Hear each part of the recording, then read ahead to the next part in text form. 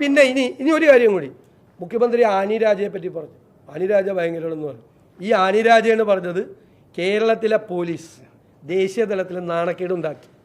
കേരളത്തിലെ പോലീസിൽ ഒരു RSS ഗ്യാങ് വർക്ക് ചെയ്യുന്നു പറഞ്ഞത് ആനി രാജയാണ്.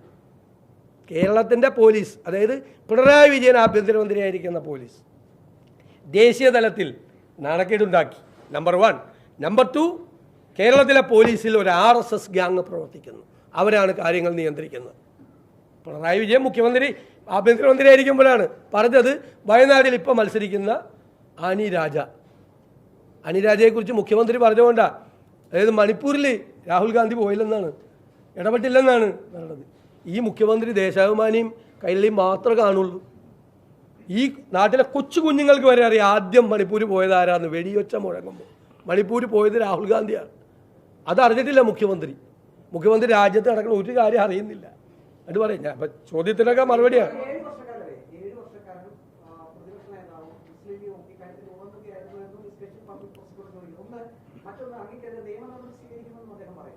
അല്ല, ഞാൻ ചോദിക്കട്ടെ, 7 വർഷം കേസ് നടക്കുമ്പോൾ മുസ്ലിം ലീഗും കോൺഗ്രസ് എന്ത് ചെയ്യണം? പ്രോസിക്യൂഷൻ വിചാരണ നടക്കുമ്പോൾ, കേസിൽ വിചാരണ നടക്കുമ്പോൾ, ഏതെങ്കിലും കൊലക്കേസിൽ വിചാരണ നടക്കുമ്പോൾ കേരളത്തിലെ പ്രതിപക്ഷ കക്ഷികൾ ആരെങ്കിലും കോടതിയിലേക്ക് മാർച്ച് ചെയ്യുമോ? അല്ല, കോടതിയുടെ മുമ്പിൽ ധർണ ഇരിക്കണമായിരുന്നു ഞങ്ങൾ കേരളത്തിലെ ഹർത്താൽ പ്രഖ്യാപിക്കണമായിരുന്നു. കോടതിയിൽ കേസ് നടക്കുന്നതിനെ പറ്റി ഞങ്ങളാണ് കേസ് വാച്ച് ചെയ്യേണ്ടത്. കേസ് വാച്ച് ചെയ്യേണ്ടത് പ്രോസിക്യൂഷനാണ്. ശമ്പളം കൊടുത്ത് സർക്കാർ നിയമിച്ചേക്കുന്ന ആളുകളാണ്. അപ്പോൾ 7 വർഷം ഞങ്ങൾ എന്തിനാ ഓരോ കേസും നടക്കുമ്പോൾ നമ്മൾ അവിടെ പോയി നിൽക്കണം, വാതിക്കെ പോയി നിൽക്കണം? അതാണ് പ്രതിപക്ഷത്തിൻ്റെ ജോലി. അദ്ദേഹം എന്നെ വിളിച്ചിരുന്നു. അദ്ദേഹം പറഞ്ഞു പ്രോസിക്യൂട്ടറെ പറ്റി പറഞ്ഞ് വളരെ മോശമായിപ്പോയി, ഞാൻ നന്നായിട്ട് കേസ് നടത്തിയ ആളാണെന്ന് പറഞ്ഞു. ഞാൻ പറഞ്ഞു ജഡ്ജ്മെൻ്റ് കണ്ടപ്പോൾ അത് കാണാനില്ലെന്ന് പറഞ്ഞു. അല്ല, എന്താ പറയുന്നത്? വണ്ടി പെരിയാർ കേസിൽ ഇത് തന്നെയല്ലേ നടന്നു? എന്താ പറഞ്ഞത് ജഡ്ജ്? ഇതിലെ ജഡ്ജ് എന്താ പറയുന്നത്? നിലവാരം കുറഞ്ഞതും ഏകപക്ഷീയവുമായ അന്വേഷണമാണ്. സാക്ഷികൾ കുടുംബത്തിൻ്റെ ആക്ഷേപമല്ലേ, ജഡ്ജ്മെൻറ്റ് പറഞ്ഞിരിക്കുന്ന കാര്യമല്ലേ. അവർക്ക് അറിയില്ലല്ലോ ആ പാവപ്പെട്ട 6000 രൂപയ്ക്കോ 7000 രൂപയ്ക്കോ സാലറിയിൽ വർക്ക് ചെയ്തിരുന്നൊരു പാവമാണ്, നിരപരാധി, ഇതിനകത്തൊന്നും ഇല്ലാത്ത ഒരാൾ.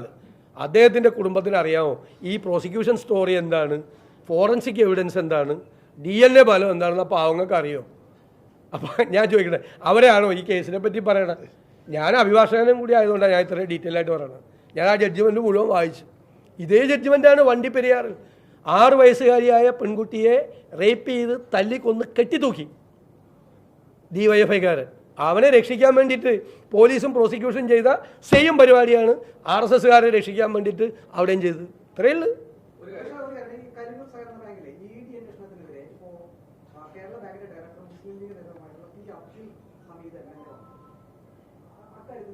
എനിക്കറിയില്ല, എന്നോടൊന്നും അദ്ദേഹം പറഞ്ഞില്ല. കരുവന്നൂർ അന്വേഷണം CBI ED അന്വേഷിച്ചുകൊണ്ടിരിക്കുന്ന കേസാണ്.